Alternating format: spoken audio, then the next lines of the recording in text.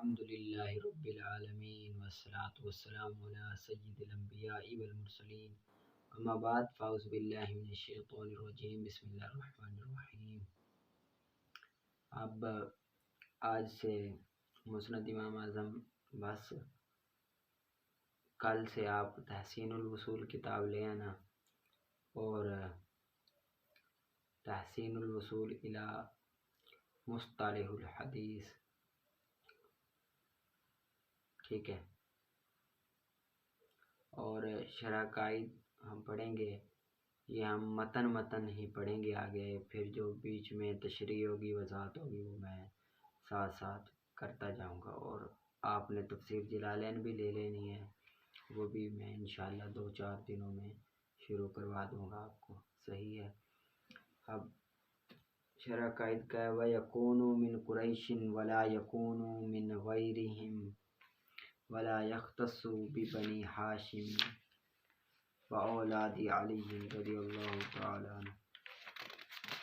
اب یہاں سے اس بات کو بیان کر رہے ہیں کہ امامت کے لیے قریشی کا ہونا شرط ہے، یعنی کہ قریش میں سے ہوگا امامت کے لیے، اور اس کے علاوہ میں سے نہیں ہوگا۔ قریش میں سے ہونا ضروری ہے، قریش کے علاوہ ہونا ضروری نہیں ہے، اور نہیں ہے خاص بنو ہاشم سے اور نہ ہی اولاد علی سے۔ اولاد علی سے بھی ہونا شرط نہیں ہے، بنو ہاشم سے ہونا بھی شرط نہیں ہے، لیکن قریشی ہونا شرط ہے امامت کے لیے، صحیح ہے۔ اب نیچے شرح میں انہوں نے وضاحت کی ہے کہ شرط اس لیے ہے کہ رسول اللہ کی حدیث ہے الائمۃ من قریش، امت من قریش، کہ میری امت میں سے جو خلیفہ ہوگا وہ قریش سے ہوگا۔ تو یہ اعتراض ہو سکتا ہے، یہ خبر واحد ہے، تو خبر واحد قطعیہ کے مقابلے میں نہیں ہو سکتی، تو ہم اس کا جواب بھی دیا ہے انہوں نے کہ یہ حضرت صدیق اکبر رضی اللہ تعالیٰ عنہ کے دور میں یہ تھی تو خبر واحد ہے، لیکن تمام صحابہ کرام اس پر جمع ہو گئے ہیں، لہذا یہ ہے تو خبر واحد، لیکن جمع ہونے کی وجہ سے اس کا مرتبہ زیادہ ہو گیا ہے، اسی وجہ سے، صحیح۔ آگے پھر انہوں نے نسب بیان کیا ہے کہ ہاشم سے کس طرح جا کر حضرت ابوبکر صدیق ہاشم سے کس طرح ہیں، قریش سے کس طرح ہیں، رسول اللہ کا نسب بیان کیا ہوا ہے ادھر شرح میں، صحیح ہے۔ آگے آئیں متن میں وَلَا يَشْتَرِطُ فِي الْإِمَامِ أَن يَكُونَ مَعْصُومًا، اور امام کے لیے شرط نہیں ہے کہ وہ معصوم ہو، یعنی کہ جو خلیفہ بنایا جائے، خلیفہ کے لیے یہ ہونا ضروری نہیں ہے کہ وہ معصوم ہو۔ کیوں معصوم ہو؟ کیونکہ اگر ہم یہ کہیں کہ خلیفہ کے لیے یہ شرط ہے کہ وہ معصوم ہو، تو پھر معصوم تو فرشتے اور نبی ہوتے ہیں، تو غیر نبی اگر خلیفہ نہیں بن سکتا تو پھر جتنے خلیفہ بنے ہیں وہ معاذ اللہ معصوم ہیں۔ اسی لیے امام کے لیے، خلیفہ کے لیے یہ معصوم ہونا شرط نہیں۔ یہاں خلیفہ سے مراد وہ والا خلیفہ ہے جو اپنے آپ کو اہل سنت کا، اپنے آپ کو مسلمانوں کا خلیفہ قرار دے، مسلمانوں کا حکمران، خلیفہ، رسول اللہ کا نائب قرار دے کہ میں رسول صلی اللہ علیہ وسلم کا نائب ہوں، خلیفہ ہوں، تو اس کے لیے یہ شرط ہے کہ وہ قریش سے ہو، اور معصوم ہونا شرط نہیں۔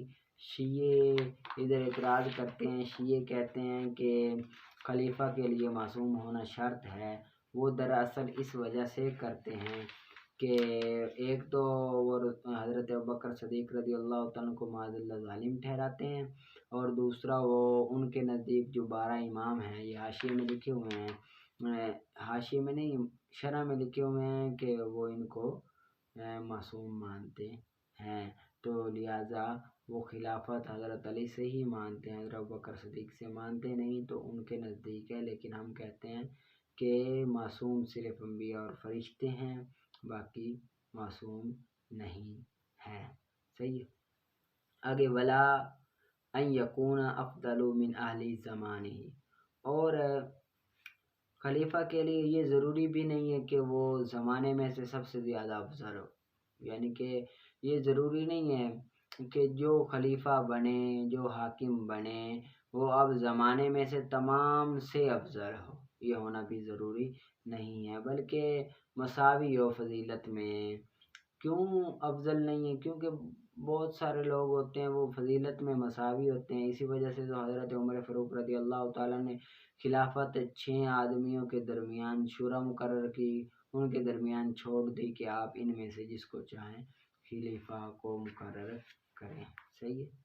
آگے ہے وَيَشْتَرِطُ أَن يَكُونَ مِنْ أَهْلِ الْوِلَایَةِ الْمُطْلَقَةِ الْكَامِلَةِ، خلیفہ کے لیے یہ بات شرط ہے کہ اس کو ولایت مطلقہ کاملہ حاصل ہو، یعنی کہ مسلمان ہونا، آزاد ہونا، مذکر ہونا، عاقل بالغ ہونا ضروری ہے۔ صحیح ہے۔ جو کافر ہوگا وہ نہیں بن سکتا، کیونکہ اس کو مطلقاً کامل ولایت حاصل نہیں ہے، کیونکہ رب تعالیٰ نے مسلمانوں کو ولایت دی ہے کافروں پر۔ صحیح ہے۔ اور غلام وہ ہر ٹائم اپنے آقا کی خدمت میں لگا رہے گا، اسی لیے وہ بھی نہیں ہو سکتا، اور لوگوں میں سے جو حقیر ترین ہے وہ بھی نہیں ہو سکتا، اور جو عورت ہے وہ بھی نہیں ہو سکتی۔ کیونکہ عورت ناقص العقل ناقص الدین ہوتی ہے، اسی وجہ سے نہیں ہو سکتی۔ رسول صلی اللہ علیہ وسلم سے پوچھا گیا، نیچے حاشیے میں بیان ہے کہ کیوں ناقص ہوتی ہے، تو رسول نے فرمایا کہ عورت کی گواہی وہ ایک مرد کے مقابلے میں نصف ہے، یعنی کہ 2 عورتیں ہوں تو ایک گواہی مکمل ہوتی ہے، اور بعض ایک یہ ہے، اور ناقص ہونے کی وجہ یہ ہے کہ وہ روزے مکمل نہیں رکھتی اور نمازیں پوری نہیں پڑھتی، ان کے کچھ ایسے ایام ہوتے ہیں، اسی وجہ سے عورت بھی نہیں بن سکتی۔ آگے سائسن، یعنی کہ ولایت مطلقاً کامل ہو اور مالک بھی ہو، اور قادرن قادر بھی ہو، علم میں عدل کرنے میں قادر بھی ہو، انصاف کرنے میں قادر بھی ہو، اور علی تنفیذ الاحکام و حفظ حدود دار الاسلام و انصاف المظلوم من الظالم، اور احکام کو نافذ کرنے پر قادر ہو، دار اسلام کی حدود کی حفاظت کرنے پر بھی قادر ہو، مظلوم کو انصاف دلانا ظالم سے اس پر بھی قادر ہو۔ اگر وہ قادر نہیں ہے تو پھر وہ امام مقرر نہیں ہو سکتا، خلیفہ نہیں بن سکتا۔ ولا ينعزل الامام بالفسق والجور، اور امام کو فسق اور جور کی وجہ سے، ظلم کی وجہ سے امامت سے معزول نہیں کیا جائے گا، یعنی کہ فسق اس کو بولتے ہیں جو رب تعالیٰ کی نافرمانی کرے، اور جور اس کو بولتے ہیں جو لوگوں پر ظلم کرے، اللہ تعالیٰ کے بندوں پر ظلم کرے۔ تو جو بندہ اس طرح ہو تو اس کو بھی نہیں امامت سے معزول کیا جائے گا۔ لیکن یہاں پر امام شافعی اختلاف فرماتے ہیں، امام شافعی فرماتے ہیں کہ جو فاسق ہے نا اس کو ولایت حاصل نہیں ہوتی، اس کو معزول کر دیا جائے گا۔ امام شافعی اپنے اوپر قیاس کرتے ہوئے کہتے ہیں کہ کس طرح ہو سکتا کہ ایک فاسق امام ہو، لہذا وہ کہتے ہیں کہ فاسق امام نہیں ہو سکتا، اگر فاسق قاضی ہے تو قاضی کو بھی معزول کر دیا جائے گا۔ لیکن امام اعظم فرماتے ہیں کہ جو فاسق ہے وہ اہل ولایت میں سے ہے۔ کیوں اہل ولایت میں سے ہے؟ کیونکہ وہ اپنی نابالغ بچی کی شادی کروا سکتا ہے خود، جب نابالغ بچی کی کروا سکتا ہے تو دوسروں کو بھی سنبھال سکتا ہے، اسی وجہ سے اس کو معزول نہیں کیا جائے گا۔ صحیح ہے، اس کو یاد بھی کرنا، اور جو شرع عقائد ہے اس کو بھی آپ نے خود ہی پڑھنا ہے، اتنا مشکل نہیں ہے، یہ عام سی باتیں ہیں جو عام کتابوں میں مل جاتی ہیں، یہ عقائد اتنے مشکل نہیں ہے۔ میں اس وجہ سے زیادہ پڑھا رہا ہوں تاکہ ہم شروع سے شرع عقائد شروع کریں اور الہیات کی بحث کو ہم پڑھیں، کیونکہ الہیات کی بحث وہ صحیح ہے، وہ بہت ہی کم ہے جو پڑھائی جاتی ہے، یا بہت ہی کم ہے جو پڑھتے ہیں عقائد کی کتابوں میں، اسی وجہ سے اس کی طرف چلیں ہم یہ ختم کر کے، اسی وجہ سے اس کو آگے کرے. صحیح ہے. آپ نے شرح قائد پڑھنی ہے، شرح بھی کرنی ہے اس کی، اور اس کو اچھی طرح سے سمجھنا اور پڑھنا ہے. صحیح ہے. آگے بھی نکال کر لانا ہے. آگے نکالیں اصول الشاشی کا. فصل الواجب علی المجتہد طلب حکم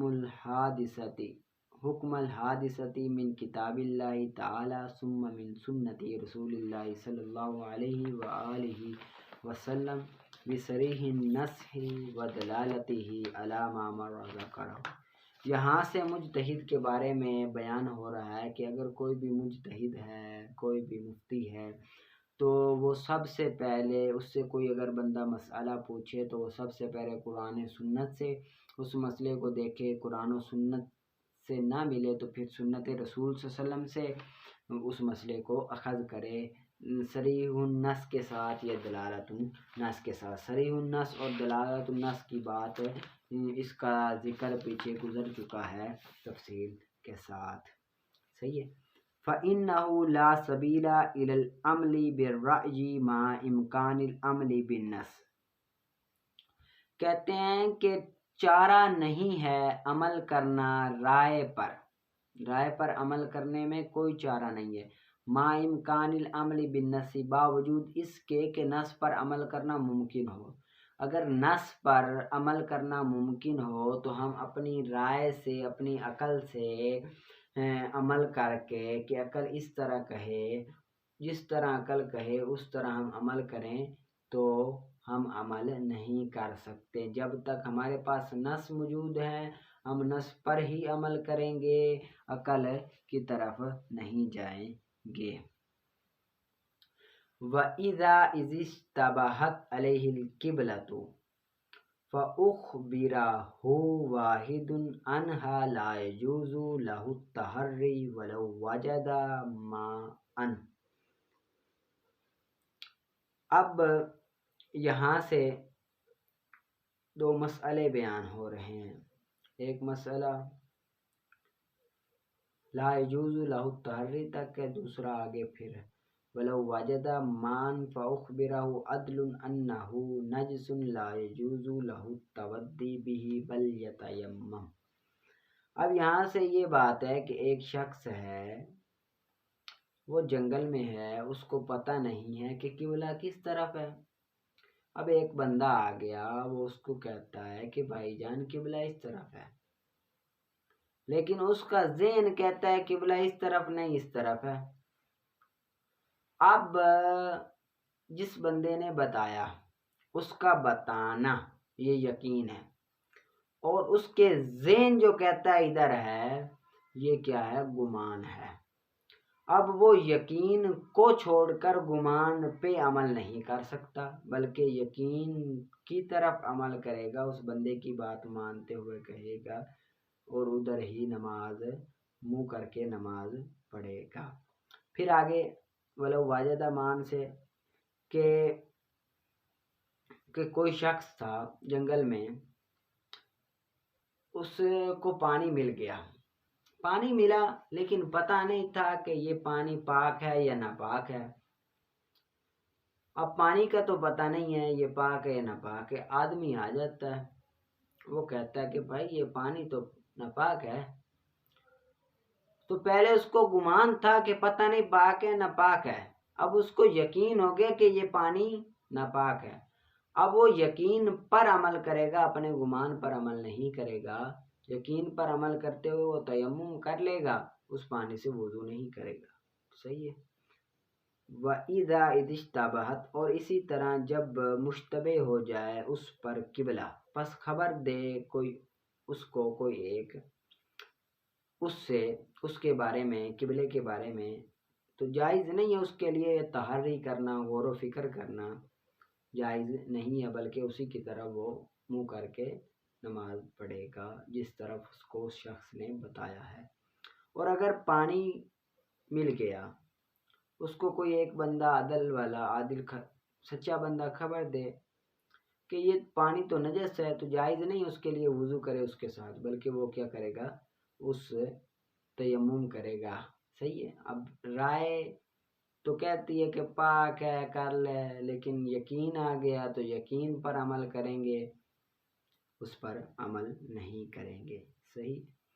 وَعَلَى اعتبار أن العمل بالرأي دون العمل بالنص قلنا إن الشبهة بالمحل أقوى من الشبهة في الظن حتى سقط اعتبار ظن العبد في الأصل الأول.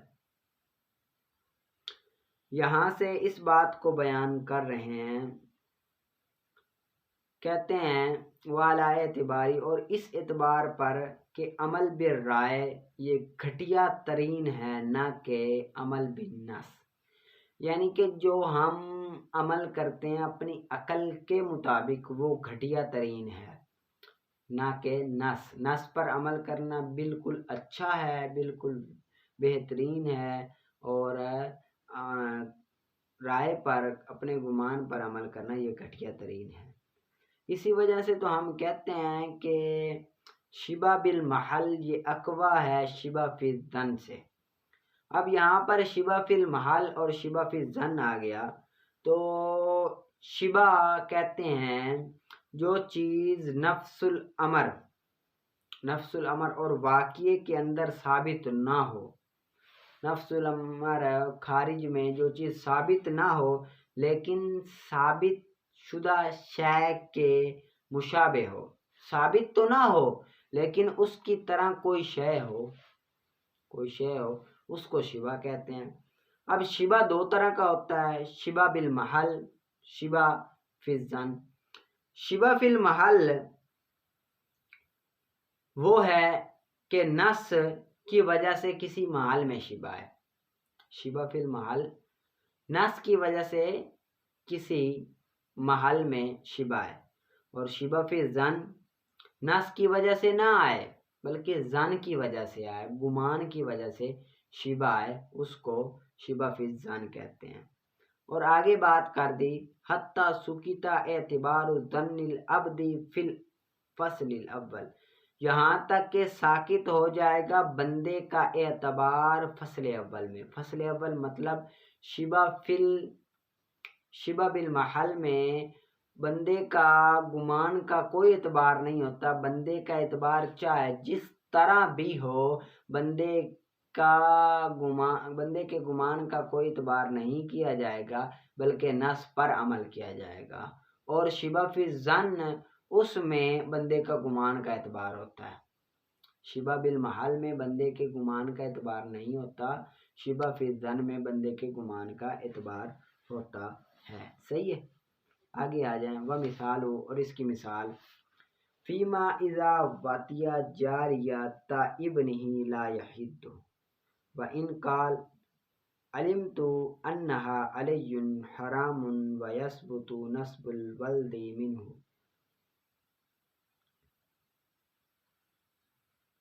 یثبت نسب الولد منہ لأن شبہۃ الملک لہ تثبت بالنص فی مال الاب. قال علیہ الصلاۃ والسلام انت ومالک لابیک فسقط اعتبار ظنہ فی المحل والحرمۃ فی ذلک ولو واتی الابن جاریۃ ابیہ یعتبر ظنہ فی المحل والحرمۃ حتی لو قال ظننت انہا علی حرام یجب الحد ولو قال ظننت انہا علی حلال لا یجب الحد لأن شبہۃ الملک فی مال الاب لا یثبت لہ بالنص فاعتبر رأیہ ولا یثبت نسب الولد وان ادعاہ. اب یہاں سے اس کی مثالیں پیش کر رہے ہیں شبہ بالمحل اور شبہ فی الظن کی. ایک مثال پیش کر رہے ہیں کہ ایک باپ ہے، وہ اپنے بیٹے کی لونڈی کے ساتھ اب وطی کر لیتا ہے. بیٹے کی لونڈی کے ساتھ وطی کرتا ہے تو ہم اس سے پوچھیں گے کہ تو نے یہ وطی کی تو حلال سمجھ کر کی کہ حرام سمجھ کر کی؟ اگر وہ کہتا ہے حلال سمجھ کر کی تو تب بھی اس کو حد نہیں لگے گی، اگر وہ کہتا ہے حرام سمجھ کر کی تو تب بھی اس کو کوڑے نہیں لگیں گے. کیوں نہیں لگیں گے؟ کیونکہ بھائی نس ہے. اور رسول نے فرمایا انت و مالک لابیک، کہ تو اور تیرا مال تیرے باپ کے لیے. تو جب لونڈی وہ بھی ایک مال ہے، وہ بھی باپ کے لیے، تو چاہے وہ اپنے گمان میں حرام سمجھ رہا ہے کہ مجھ پر حرام ہے، تو پھر بھی اس کو حد نہیں لگے گی، کیونکہ اس کے گمان میں خلل آ رہا ہے. گمان کی وجہ سے، گمان کا شبہ بالمحل میں اعتبار نہیں ہوتا. اب محل میں جو ثابت ہوا ہے نص کی وجہ سے، محل میں جو شبہ آیا ہے وہ نص کی وجہ سے ہے. محل میں شبہ آیا نا بھائی لونڈی حرام ہے کہ حلال ہے، اب شبہ کس کی وجہ سے ہے؟ نص کی وجہ سے آیا. تو اب شبے میں بندے کے گمان نہیں ہوتا، بندے نے تو گمان کر لیا کہ حرام ہے، لیکن وہ حرام نہیں ہے، لہذا اس پر حد نہیں لگے گی. صحیح ہے. اگر حلال سمجھ کر کرتا ہے تو پھر تو لگے گی ہی نہیں، پھر تو مسئلہ ہی نہیں ہے. آگے دوسری مثال شبہ فی الظن کی، کہ ایک بیٹے نے اپنے باپ کی لونڈی سے وطی کر لی. بیٹے سے پوچھیں گے کہ تو نے حلال سمجھ کر کی کہ حرام سمجھ کر کی. اگر وہ کہتا ہے کہ میں نے حلال سمجھ کر کی تو پھر اس کو کوڑے نہیں لگیں گے، کیونکہ شبہ فی الظن کسے کہتے ہیں کہ نص کی وجہ سے نہ آئے بلکہ گمان کی وجہ سے آئے. اب گمان میں اس کے حلال تھا، تو جب گمان میں حلال تھا تو لہٰذا اس وجہ سے شبہ آیا، اس پر کوڑے واجب نہیں ہوں گے. اور اگر اس نے حرام سمجھ کر کی وطی تو پھر اس کو کوڑے لگیں گے، کیونکہ حرام سمجھ کر کی، لہذا کوڑے کھائے گا. صحیح ہے. ترجمہ کر لیتے ہیں. وہ مثال ہو فی ما اذا واتیہ، اور اس کی مثال اس بارے میں کہ جب وطی کرے باپ اپنے بیٹے کی لونڈی سے تو نہیں حد لگے گی. اور اگر کہے کہ میں جانتا تھا کہ یہ مجھ پر حرام تھی، اور ثابت ہو جائے گا بیٹے کا نسب، تو پھر بیٹے کا نسب ثابت ہوگا اس وطی سے. ٹھیک ہے. واتی سے مطلب لونڈی سے، کیونکہ ملک کا شبہ اس کے لیے، باپ کے لیے، واتی کے باپ کے لیے ثابت ہے نس کے ساتھ بیٹے کے مال کے اندر. رسول نے فرمایا کہ تو اور تیرا مال تیرے باپ کے لیے، پس ساکت ہو جائے گا اس کے باپ کے گمان کا اعتبار حلال اور حرام ہونے میں اس بارے میں. صحیح ہے. اور اگر وطی کی بیٹے نے اپنے باپ کی لونڈی سے تو اعتبار کریں گے اس کے زن کا حلال اور حرام ہونے میں، اب اس کے گمان کا کریں گے نا. یہاں تک کہ اگر کہتا ہے کہ میں نے تو گمان کیا تھا کہ مجھ پر حرام ہے تو واجب ہو گئے حد، کوڑے لگیں گے. اور اگر کہے کہ میں نے گمان کیا کہ مجھ پر حلال ہے تو پھر نہیں واجب ہوگی اس پر حد، کیونکہ ملک کا شبہ باپ کے مال میں نہیں ثابت کرتا بیٹے کے لیے نس کے ساتھ. پس اعتبار کریں گے اس کے رائے کا کہ اس نے تو اعتبار کیا تھا میرے باپ کا مال میرا مال ہے، لہٰذا رائے کا اعتبار کر لیں گے، اس پر کوڑے نہیں لگیں گے اگر اس نے حلال سمجھ کر کی. اور نہیں ثابت ہوگا بیٹے کا نسب ثابت نہیں ہوگا، اگرچہ بیٹا دعویٰ بھی کرتا ہے تو تب بھی ثابت نہیں ہوگا. صحیح ہے. اس کو آپ نے اچھی طرح سے یاد کر لینا. آگے آپ نکالیں ہدایہ شریف کا. اور تحسین الوصول صبح لے کر آنا، اور کیا چیز تو کہتے ہیں میں آپ کو حزب البار شریف کل سے کراؤں گا، وہ تھوڑا تھوڑا کر کے آپ نے یاد کرنا ہے، پھر انشاءاللہ اس کی آپ نے زکوٰۃ بھی نکالنی ہے. حزب البار شریف اس کی بڑی فضیلتیں ہیں، بڑی برکتیں ہیں. کوئی بھی کام ہو آسانی کے لیے، قرب الہی کے لیے حزب البار شریف ضروری ہے. آپ نے وہ منہاج العابدین پڑھ لی ہوگی. منہاج العابدین وہ پوری ہے ایک، اور ایک مختصر منہاج العابدین ہے. صحیح ہے. پوری آپ نے پڑھی. آپ مختصر منہاج العابدین ہر روز آپ نے نا ایک گھاٹی پڑھنی ہے. ٹھیک ہے نا. ٹوٹل 7 گھاٹیاں ہیں، تو ایک گھاٹی آپ نے، ایک باب آپ نے ہر روز پڑھنا ہے منہاج العابدین کا. صحیح ہے. اور میں اسی طرح آپ کو وہ حزب البار شریف یاد کرواؤں گا، پھر اس کے بعد بتاؤں گا کس طرح اس کی زکوٰۃ نکالی جاتی ہے. تحسین الوصول آپ لے کر آنا. آگے ہدایہ وصور الحمار والبغل مشکوک فیہ قیل الشک فی طہارته لأنه لو کان طاہرا لکان طہورا ما لم یغلب اللعاب علی الماء۔ یہاں سے گدھے اور کھچر کے پاک اور ناپاک ہونے کے لیے بیان کر رہے ہیں کہ گدھے اور کھچر کا جو جوٹھا ہے وہ مشکوک ہے۔ قیلا ایک بعض نے کہا ہے کہ اس کی طہارت میں شرط ہے، کیونکہ وہ اگر پاک ہوتا تو پاک کرنے والا بھی ہوتا، پاک ہوتا تو پاک کرنے والا، طہور پاک کرنے والا بھی ہوتا۔ پاک کرنے والا تب ہوتا جب تک لعاب پانی پر غالب نہ آ جائے، تو تب وہ پاک کرنے والا بھی ہوتا۔ صحیح ہے۔ آگے وکیلا اور کہا گیا ہے کہ شک ہے اس کی طہوریت میں، طہوریت میں مطلب پاک کرنے میں، پاک ہونے میں بھی شک ہے۔ کیونکہ اگر پانی ہوتا موجود تو نہیں ہے واجب اس پر اس کے سر کو دھونا، یعنی کہ اگر پانی ہے، پانی ہے ہاتھ پہ نجس، اب نجس پانی پہ دوسرا مائع مطلق بھی مل گیا ہے، نجس نہیں، گھوڑے اور گدھے کا مشکوک پانی اس پہ مائع مطلق بھی مل گیا ہے۔ اب اس کے ساتھ ہم مسح کر لیتے ہیں، تو کہتے ہیں واجب نہیں ہے کہ اب دوبارہ پھر مسح کیا جائے یا سر کو پاک کیا جائے، تو اس سے پتہ چلتا ہے کہ یہ پاک ہے، خود پاک ہے۔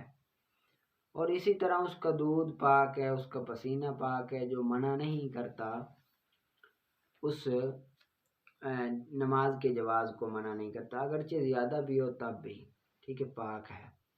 پاک ہے سے مراد لگ گیا تو حلال حرام اور ہوتا ہے اور پاک ناپاک اور ہوتا ہے، یہ ذہن میں رکھنا۔ حلال حرام جو ہوتا ہے وہ کھانے والی چیزیں ہوتی ہیں، اور پاک ناپاک یہ دوسری چیزیں ہوتی ہیں۔ صحیح ہے، کپڑا پاک ہے ناپاک ہے۔ اور اسی طرح اس کا جوٹھا، اور یہی صحیح مذہب یہی ہے کہ پاک ہے۔ اور مروی ہے امام محمد سے اس کی طہارت کے بارے میں، وسبب الشک تعارض الادلۃ فی اباحۃ و حرمۃ او اختلاف الصحابۃ فی نجاستہ و طہارتہ، وعن ابی حنیفۃ انہ نجس ترجیحا للحرمۃ والنجاست والبغل من نسل الحمار فیکون بمنزلتہ۔ اب یہاں سے یہ بیان کر رہے ہیں کہ یہ جو آپ کہتے ہو کہ پاک بھی ہے ناپاک بھی ہے، اس کی وجہ کیا ہے؟ تو یہاں سے وہ بیان کر رہے ہیں کہ شک کا جو سبب ہے نا، وہ شک ہے، تو اس کا سبب یا تو یہ ہے کہ جو دلائل ہے ان میں تعارض ہے، کہ بعض دلائل حرمت کے ہیں، بعض دلائل حلت کے ہیں، یا تو یہ وجہ ہے، یا پھر صحابہ اکرام کا اختلاف ہے کہ بعض صحابہ نجس کہتے ہیں، بعض اس کی طہارت کے قائل ہیں۔ صحیح ہے، یعنی کہ صحابہ کے دور میں بھی یہ اختلاف تھا، اور امام صاحب وہ فرماتے ہیں کہ نجس ہے، وہ کہتے ہیں کہ ترجیح دیں گے حرمت کی وجہ سے اور نجاست کی وجہ سے، یعنی کہ نجاست یہاں پہ آ جائے نا، نجاست یعنی کہ پتہ نہ ہو کہ یہ چیز نجس ہے یا کیا ہے، تو ہم ترجیح نجاست کو دیں گے، تو اسی وجہ سے وہ کہتے ہیں نجس ہے۔ اور بغل یہ کھچر یہ گدھے ہی کی نسل سے ہے، پس یہ اسی کے مرتبے میں ہے، ٹھیک ہے۔ فَإِن لَّمْ يَجِدْ غَيْرُهُمَا يَتَوَضَّأُ بِهِمَا وَيَتَيَمَّمُ وَيَجُوزُ أَيُّهُمَا قَدَّمَ۔ اور اگر نہ پائے ان دونوں کے علاوہ، یعنی کہ یہ جو مشکوک پانی ہے بغل اور کھچر کے علاوہ کوئی اور پانی نہ پائے، تو وضو کرے اس کے ساتھ اور تیمم بھی کرے، وضو بھی کرے گا تیمم بھی کرے گا، اور جائز ہے اس کے لیے جون سا مرضی پہلے کرے، پہلے چاہے تیمم کرے یا وضو کرے، چاہے پہلے وضو کرے یا تیمم کرے، اگر یہ مشکوک پانی ہو تو دونوں کرنا ضروری ہے۔ امام ظفر فرماتے ہیں کہ نہیں ہے جائز مگر یہ کہ وضو پہلے کرے، این یتقدم وضو، کہ پہلے وضو کرنا ضروری ہے۔ کیوں؟ کیونکہ وہ مائع واجب الاستعمال ہے، کیونکہ جو پانی ہوتا ہے پانی کا استعمال کرنا واجب ہے۔ جب پانی کا استعمال کرنا واجب ہے فَأَشْبَهُ الْمَاءُ الْمُطْلَقُ، پس وہ ماء مطلق کے مشابہ ہو گیا، یعنی کہ پانی موجود ہو، مشکوک پانی موجود ہو تو تیمم بھی کرنا ہے اور وضو بھی کرنا ہے۔ تو یہ پانی سے تیمم ہم جو کر رہے ہیں وہ اس لیے کر رہے ہیں کہ اس سے کرنا ضروری ہے، ٹھیک ہے۔ جب ضروری ہے تو یہ ہو گیا مائع مطلق کی طرح۔ تو جب مائع مطلق بندے کے پاس ہو تو اس ٹائم تو وضو کرنا ہی واجب ہوتا ہے۔ تو جب وضو کرنا واجب ہوتا ہے تو لہٰذا پہلے وضو کرے گا بعد میں تیمم کرے گا۔ والانا سے ہماری دلیل، ہم کہتے ہیں کہ مطہر ہے ان میں سے کوئی ایک، پس فائدہ دے گا جمع کرنے کا نہ کہ ترتیب کا۔ ہم کہتے ہیں کہ مشکوک پانی، گدھے اور کھچر کا جھوٹا پانی، وہ یا تو پاک ہوگا یا پھر تیمم کے ساتھ جو وضو کریں گے اس طرح وضو ہو جائے گا۔ ان دونوں میں سے کوئی ایک تو مطہر ضرور ہے، پاک کرنے والا ضرور ہے، یا تو پھر اگر پانی ہوگا پاک کرنے والا مشکوک پانی تو وہ کام دے جائے گا، اگر وہ کام نہیں دے گا تو مٹی کام دے جائے گی، تیمم ہو جائے گا، وہ پاک کر دے گی، صحیح ہے۔ لہٰذا ان دونوں کو جمع کرنے کا تو فائدہ ہے، ترتیب کوئی فائدہ نہیں رکھتی۔ یہ نہیں ہے کہ پہلے وضو کرے پھر تیمم کرے، اس سے کوئی فائدہ نہیں ہے۔ آگے وصور الفرس طاہر عندہما، اور فرس کا جوٹھا پاک ہے عندہما صاحبین کے نزدیک، ٹھیک ہے۔ کیوں؟ کیونکہ اس کا گوشت کھایا جاتا ہے، گھوڑے کا گوشت کھایا جاتا ہے، صحیح ہے، اسی وجہ سے اس کا جوٹھا بھی پاک ہے، وہ معقول اللہ ہے۔ ابھی گوشت پاک و ہند میں نہیں کھایا جاتا، ادھر شام میں مصر میں ادھر کھایا جاتا ہے اب بھی، کیونکہ پہلے رسول نے منع فرمایا تھا گھوڑے کو حلال کرنے کا، گھوڑا حلال ہے، اس کو حلال کرنے کا منع کیا تھا۔ کیوں؟ کیونکہ جنگ میں یہ جاتے تھے تو جنگ میں سواری کم ہو جاتی تھی، اسی لیے آپ نے منع فرمایا۔ تو اب وہ علت نہ رہی، جنگ والی علت اب نہ رہی کہ گھوڑوں پہ جنگ لڑنے والی علت نہ رہی، تو لہذا حکم بھی اٹھ گیا، جب علت اٹھی تو حکم بھی اٹھ گیا ساتھ ساتھ، لہذا ان کا گوشت پاک ہے۔ اسی طرح امام صاحب کے نزدیک صحیح ترین قول میں، کیونکہ کراہت اس کے شرافت کو ظاہر کرنے کی وجہ سے ہے، جو کراہت ہے نا بھائی گوشت کھانے کی کراہت ہے، وہ بھائی گوشت کھانے کے لیے جو منع کیا گیا تھا وہ اس لیے نہیں کیا گیا تھا کہ یہ حرام ہے، بلکہ اس لیے کیا تھا کہ اس کی شرافت زیادہ ہے، کیونکہ یہ جنگوں میں کام آتا ہے، اسی وجہ سے اس کے گوشت سے منع کیا گیا تھا کہ یہ جہاد کا آلہ ہے، نہ کہ نجاست کی وجہ سے منع کیا گیا تھا، صحیح ہے۔ اس کو آپ نے اچھی طرح سے محنت کر کے یاد کر لینا، آگے عبارت وغیرہ نکال کر آنی ہے اور سبق بھی نکال کر آنا ہے، صحیح ہے۔